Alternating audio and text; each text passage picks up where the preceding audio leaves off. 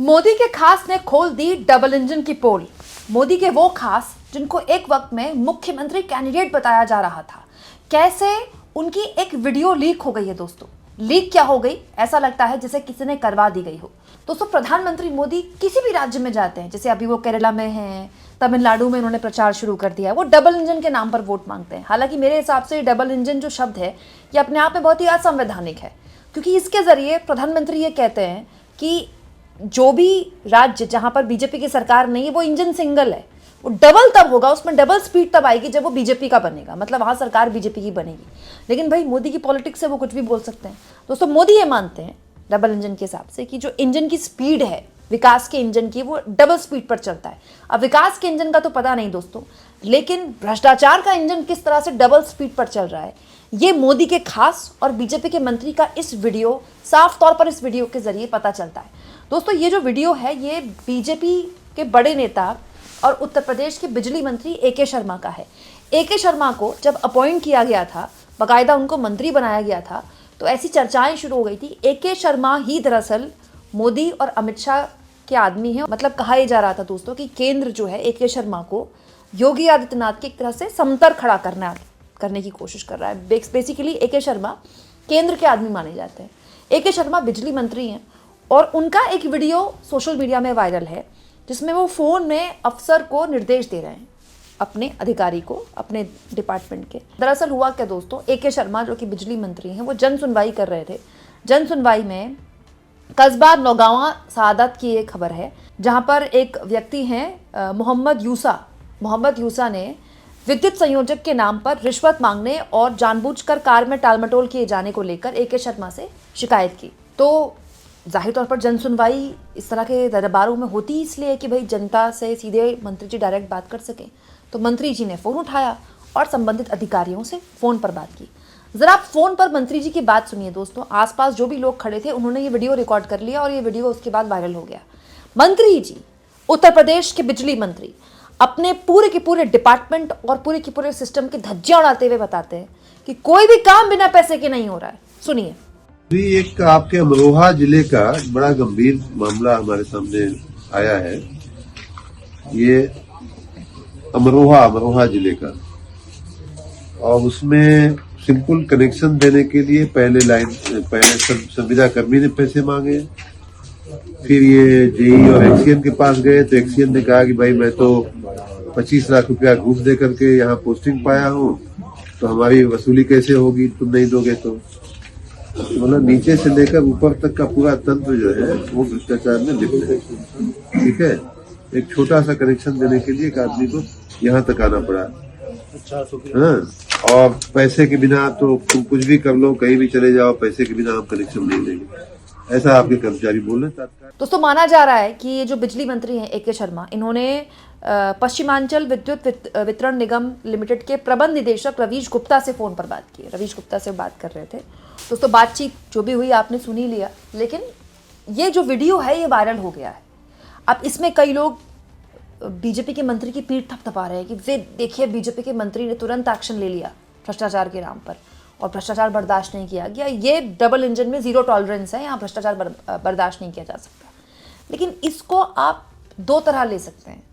दोस्तों, आप में से बहुत से लोग जो मेरा ये वीडियो देख रहे होंगे, उनके राज्य में बीजेपी की सरकार है।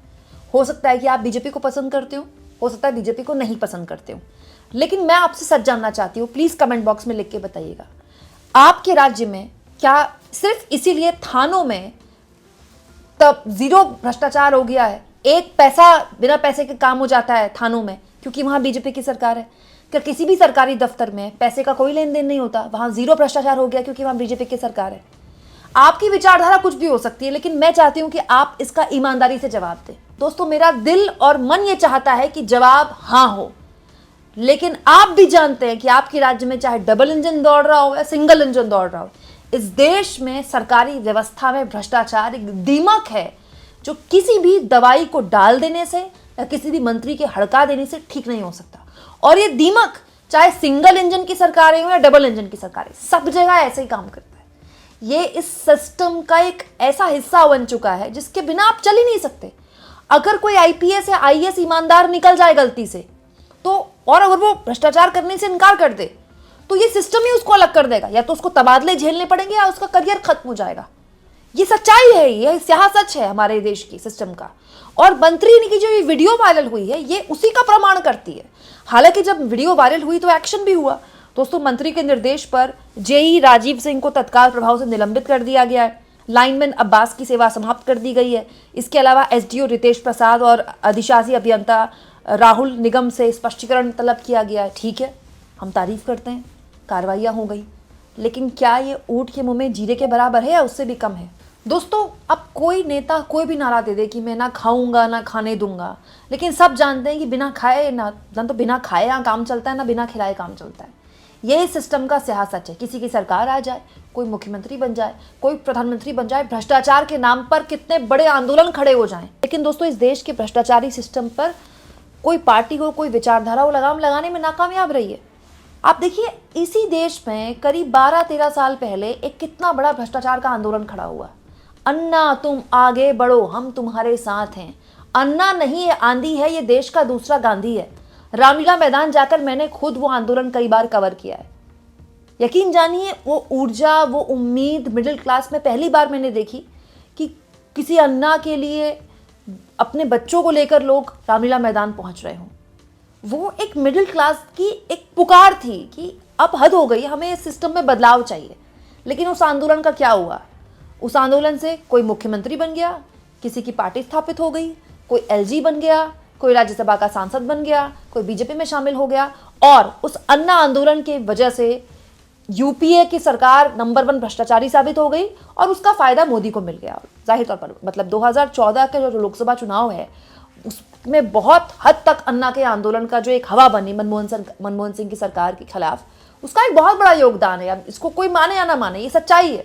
लेकिन क्या उस आंदोलन के बाद देश में भ्रष्टाचार खत्म हो गया? क्या हुआ उस आंदोलन का? क्या हुआ उस लोकपाल बिल का? और तो और उस आंदोलन के जरिए जितने लोगों ने राजनीतिक रोटियां सेकी, उनका क्या योगदान है इस देश में भ्रष्टाचार खत्म करने का? आप बताइए दोस्तों। वो पार्टियां जो भ्रष्टाचार खत्म करने के नाम पर बनी थी, क्या जिन राज्यों में उनकी सरकार है वहां भ्रष्टाचार नहीं है?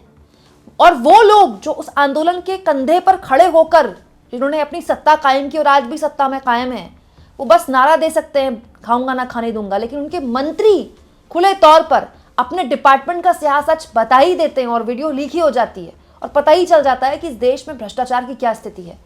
ये तो दोस्तों कोई जागरूक नागरिक है जो मंत्री जी के पास चला गया शिकायत लेकर। कितने लोग हैं जो शिकायत लेकर पहुंच जाते हैं? बहुताया लोग पैसे देने को मजबूर होते हैं और नेताओं को इससे फर्क नहीं पड़ता, क्योंकि नेता को पता है कि इस मामले में वोट तो मिलना नहीं, ना वोट कटना है ना वोट मिलना है। इसलिए नेता ऐसी अपनी कोई वीडियो बनवाते हैं, इससे अपनी वाहवाही बटोरते हैं, काम खत्म। बस आप इस मुद्दे पर क्या सोचते हैं कमेंट बॉक्स में ज़रूर लिखें, और जितना हो सके दोस्तों चैनल को शेयर भी करें और सब्सक्राइब भी।